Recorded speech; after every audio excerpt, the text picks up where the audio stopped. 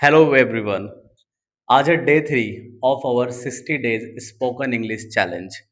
आपका 2 वीडियोज में काफ़ी प्यार मिला।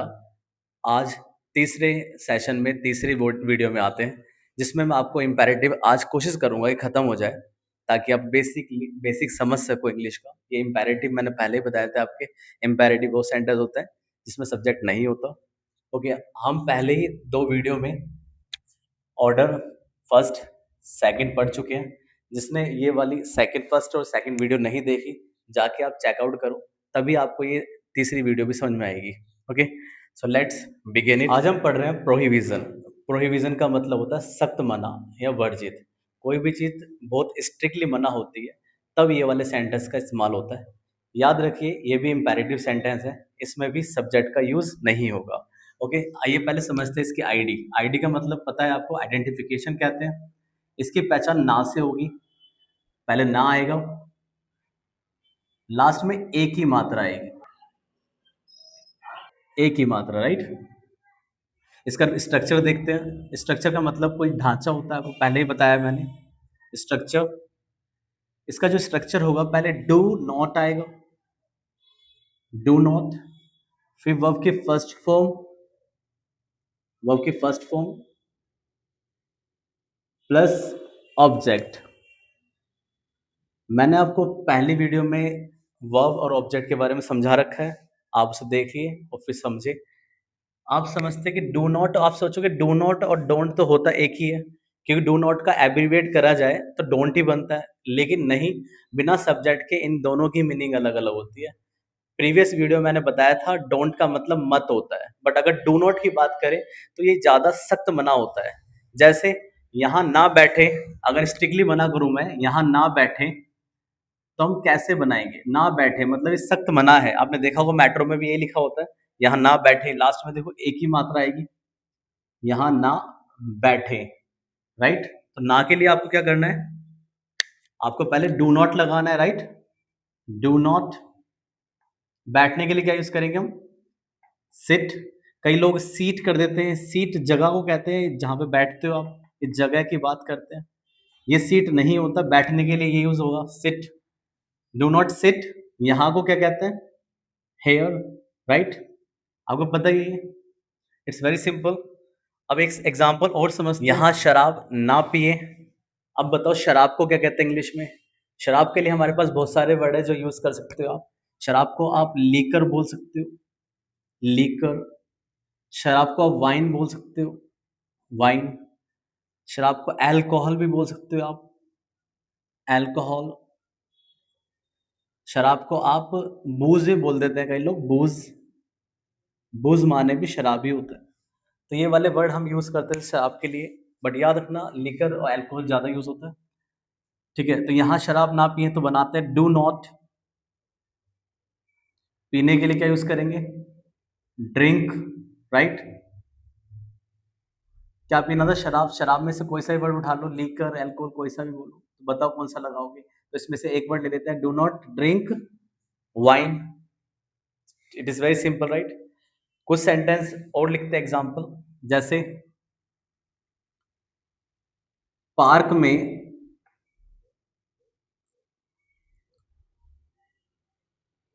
फूल ना तोड़े। अब याद रखना, कोई भी नाजुक चीज तोड़ने के लिए हम ब्रेक यूज नहीं करते, प्लग यूज करते हैं। अगर मान लो कोई भी बिल्कुल नाजुक चीज है, उसके लिए ब्रेक कभी यूज नहीं करेंगे, प्लग का इस्तेमाल करते हैं। अगर आप पत्तियां तोड़ रहे हो तो क्या लगाओगे? प्लग लगाओगे। किसी का सर तोड़ रहे हो तो क्या लगाओगे? आप ब्रेक लगाओगे। टेबल तोड़ रहे हो तो क्या लगाओगे? आप ब्रेक लगाओगे। कोई भी मजबूत चीज तोड़ने के लिए ब्रेक लगाते हो, नाजुक चीज तोड़ने के लिए प्लग का इस्तेमाल होता है। अगर मैं फूल तोड़ रहा हूं तो नाजुक है फूल, राइट, सॉफ्ट चीज है वो, तो क्या लगाना है? Do not. तो डू नॉट प्लग। फूल को क्या कहते हैं? फ्लावर। फ्लावर्स यूज करो क्योंकि ज्यादा की बात कर रहे हैं, do not plug flowers.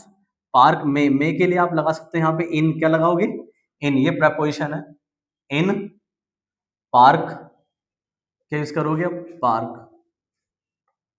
Do not plug flowers in park. कुछ सेंटेंस आप अपनी बना के देखो, जैसे यहाँ शोर ना मचाए, बनाओ इंग्लिश। तो क्या होगा, do not make a noise. शोर को नॉइज कहते हैं, और मचाने के लिए आपने मेक लगाया, make a noise, do not make a noise. एक सेंटेंस और बनाते हैं, यहां फोन ना चलाएं। तो ना के लिए क्या लगाना है, पहले डू नॉट, चलाने के लिए यूज लगाओ, तो यूज, फिर डू नॉट यूज फोन, यहां को क्या कहते हैं, हेयर। आई होप आपको समझ में आ गया होगा प्रोहिबिशन कैसे यूज करते हैं। नेक्स्ट समझते हैं, नेक्स्ट टॉपिक क्लियर करते हैं। ओके सो दोस्तों, हमारा नेक्स्ट टॉपिक है रिक्वेस्ट। रिक्वेस्ट का मतलब आपको पता ही है, किसे प्रार्थना, रिक्वेस्ट करना, किसे प्रार्थना करना, राइट, आग्रह करना किससे। ओके, तो इसकी भी आईडी होगी गाइस, आईडी मतलब पहचान। इसकी आईडी जो होगी कृपया या कृपया करके यूज होगा इसमें। इसमें ओ की मात्रा, ए की मात्रा दोनों आ सकती है इसमें गाइस। ए की मात्रा या लास्ट में ना आ सकता है, क्या आएगा, ना, जिस कृपया यहां आना, राइट। तो इसमें आपको यूज करना है रूल में, स्ट्रक्चर में, या तो आप प्लीज यूज करोगे या आप यूज करोगे काइंडली। अब पहले दोस्तों समझो, काइंडली और प्लीज में दोनों ही सेम से होते हैं। काइंडली और प्लीज दोनों ही सेम से होते हैं। दोनों में फर्क इतना है कि काइंडली ज्यादा ऑफिशियल होता है, ज्यादा पोलाइट होता है, प्लीज से भी ज्यादा पोलाइट। अगर मैं स्कूल में छुट्टी मांग रहा हूं तो मैं काइंडली का इस्तेमाल करूंगा। अगर मैं बॉस से भी छुट्टी मांग रहा हूं अपने जॉब के लिए, तो मैं वहां पर भी क्या यूज करूंगा, काइंडली यूज करूंगा। जैसे मुझे 2 दिन की छुट्टी दे, तो हम बोलेंगे kindly give me 2 days leaves, ठीक है। सो काइंडली बहुत विनम्रता से इस्तेमाल किया जाता है, प्लीज से भी ज्यादा पोलाइट होता है। तो आप काइंडली भी इस्तेमाल कर सकते हो या प्लीज भी, आप बेटर है कि प्लीज ही बोलो, ज्यादा मक्खन लगाने की जरूरत ही नहीं है। बट आप टीचर ऑफिशियली आप बोल सकते हो इसे, ओके, टीचर एंड ऑफिस में। सो सिंपल है यहाँ पे। वर्ब की फर्स्ट फॉर्म आएगी, फिर ऑब्जेक्ट आएगा। जैसे एक सेंटेंस बनाते हैं, कृपया, कृपया अंग्रेजी बोले या बोलो। सिंपल है, कृपया अंग्रेजी बोलो, इस सेंटेंस को बनाओ आप। तो पहले हमें पता है कहीं ऑफिस की बात तो चल नहीं रही है, स्कूल की भी बात नहीं चल रही है कि हम ऑफिशियली काइंडली यूज करें। हम क्या बोलेंगे, प्लीज अंग्रेजी बोलो, स्पीक, फिर अंग्रेजी English. It's so easy guys. एक और देखते हैं एग्जांपल, एक और एग्जांपल समझते हैं।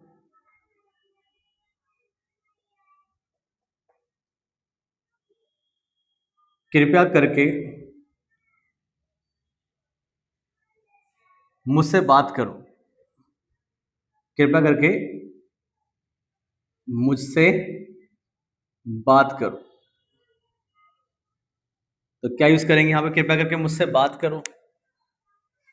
आप ऑफिशियली तो यूज नहीं कर रहे यहाँ पे, तो आप काइंडली तो यूज करना नहीं है। मैंने पहले बताया था आपको 90% आप प्लीज ही यूज करो।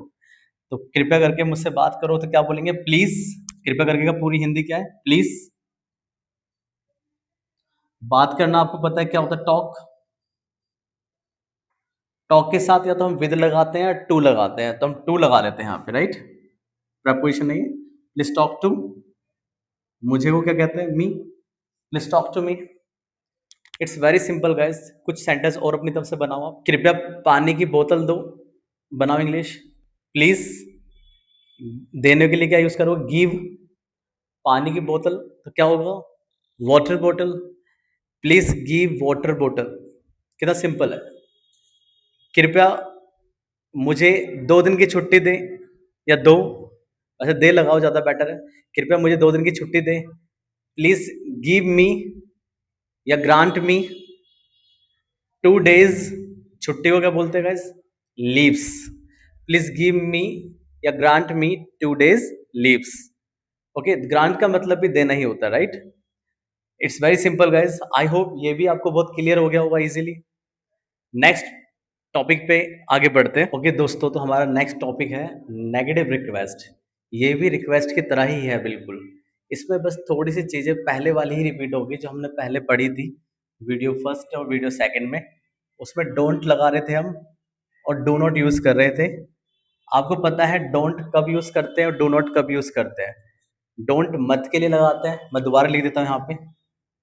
जहाँ मत होगा वहाँ डोंट लगाना है, और जहाँ ना की बात होगी वहाँ डू नॉट यूज़ करना।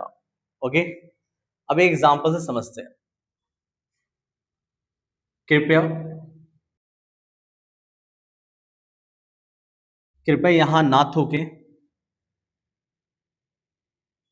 थूके, आप सोचोगे यहाँ पे प्लीज ही यूज क्यों करा है, मैंने काइंडली क्यों नहीं यूज करा। देखो आप ऑलरेडी मना ही कर रहे हो किसी को, तो ज्यादा रिक्वेस्ट करो ही मत, ज्यादा ऑफिशियली बोलो ही मत, आप प्लीज ही यूज करो।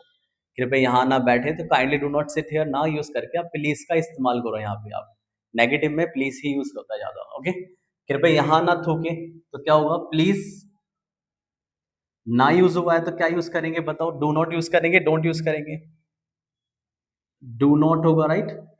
कृपया यहाँ ना थूके, प्लीज डू नॉट। थूकना क्या होता है इंग्लिश में, स्पिट। यहां को क्या कहते हैं जल्दी बताओ दोबारा, very good, here. Please do not spit here, right. कितना इजी है। एक सेंटेंस और बनाते हैं एग्जांपल। कृपया करके मेरे भाई को मत बुलाओ। कृपया करके मेरे भाई को मत बुलाओ, बनाओ इंग्लिश। कृपया करके मेरे भाई को मत बुलाओ, तो पहले क्या यूज करना है आपको कृपया करके के लिए, प्लीज, राइट। मत आ रहा है तो क्या लगाओगे आप, मत के लिए मैंने क्या बताया आपको, डोंट यूज करो, राइट। Please don't. बुलाना क्या होता है जल्दी बताओ, बुलाना क्या होता है, कॉल। प्लीज डोंट कॉल मेरा भाई, तो क्या होगा, माई ब्रदर, राइट।